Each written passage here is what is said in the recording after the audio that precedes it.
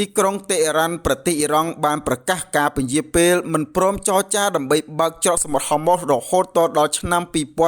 2029ដែលមានន័យថារហូតទាល់តែអាណត្តិដឹកនាំរបស់លោក Donald Trump ត្រូវបានបញ្ចប់ហើយសហរដ្ឋអាមេរិកមានប្រធានាធិបតីថ្មីទើបភាគីអ៊ីរ៉ង់យល់ព្រមចរចាដើម្បីឈានទៅរកការបើកច្រកសមុទ្រហូម៉ូសឡើងវិញឬដើម្បីបញ្ចប់សង្គ្រាមតែម្ដងកាលពីថ្ងៃទី11ខែសីហាឆ្នាំ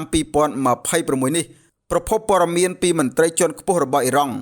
រួមជាមួយនឹងទីប្រឹក្សាម្នាក់របស់ប្រធានសភាអ៊ីរ៉ង់បានទម្លាយថាទីក្រុងតេហេរ៉ង់ត្រៀមខ្លួនរួចជាស្រេចដើម្បីត្រៀមខ្លួនពង្រីកការបិទច្រកសមុទ្រហូម៉ូសរហូតដល់ឆ្នាំ2029ដែលមានន័យថារងចាំរហូតទាល់តែអាណត្តិដឹកនាំរបស់លោក Donald Trump ត្រូវបានផុតកំណត់ប្រសិនបើសហរដ្ឋអាមេរិកក្រោមការដឹកនាំរបស់លោក Donald Trump មិនព្រមទទួលយកលក្ខខណ្ឌថ្មី6ចំណុចរបស់អ៊ីរ៉ង់ទីនោះលោក Majid Zachari ទីប្រឹក្សារបស់លោក Mohammad Bagher Ghalibaf ប្រធានសភាអ៊ីរ៉ង់បាននិយាយថាអ៊ីរ៉ង់មើលមិនឃើញពីលទ្ធភាពក្នុងការឈានទៅរកកិច្ចព្រមព្រៀងជាមួយនឹង Donald Trump នោះទេដែលមានន័យថាអាណត្តិរបស់លោក Donald Trump អ៊ីរ៉ង់ពិបាកក្នុងការចរចាស្វែងរកសន្តិភាពថ្មីណាស់ដូច្នេះអ៊ីរ៉ង់ត្រៀមខ្លួនរួចជាស្រេចដើម្បីពន្យាពេលសង្គ្រាមរហូតដល់បញ្ចប់នៃអាណត្តិដឹកនាំរបស់លោក Trump នៅខែមករាឆ្នាំ2029លោក Majid Zachari សង្កត់ធ្ងន់ថាប្រសិនបើសេតវិមានមិនបំពេញតម្រូវការទាំងអស់របស់ទីក្រុងតេហេរ៉ង់ទេ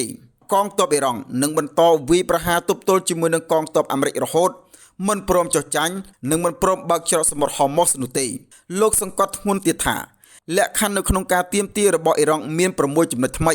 គឺនៅតែរក្សាជំហរមិនផ្លាស់ប្ដូររួមទាំងការទាមទារសំណងចំនួន$300,000 លានការលើកលែងការបង្កក់ទ្រព្យសម្បត្តិរបស់អ៊ីរ៉ង់ដែលមានតម្លៃរហូតដល់$100,000 លានជាពិសេសការលើកលែងទណ្ឌកម្មទាំងអស់ការដកទ័ពអាមេរិកចេញពីតំបន់ការបញ្ចប់ការបិទផ្លូវទឹកកងទ័ពរបស់អ៊ីរ៉ង់និងការប្រមូលថ្លៃនាវាចរកប៉ាល់ទាំងអស់ដែលធ្វើដំណើរឆ្លងកាត់ច្រកសមុទ្រហូម៉ូសដូច្នេះប្រសិនបើភាគីសហរដ្ឋអាមេរិកក្រោមអាណត្តិរបស់លោក Donald Trump មិនធ្វើតាមឬមិនព្រមអនុវត្តតាមសំណើឬលក្ខខណ្ឌរបស់អ៊ីរ៉ង់ទីនោះអ៊ីរ៉ង់នឹងមិនព្រមបើកច្រកសមុទ្រហូម៉ូសជារៀងរហូត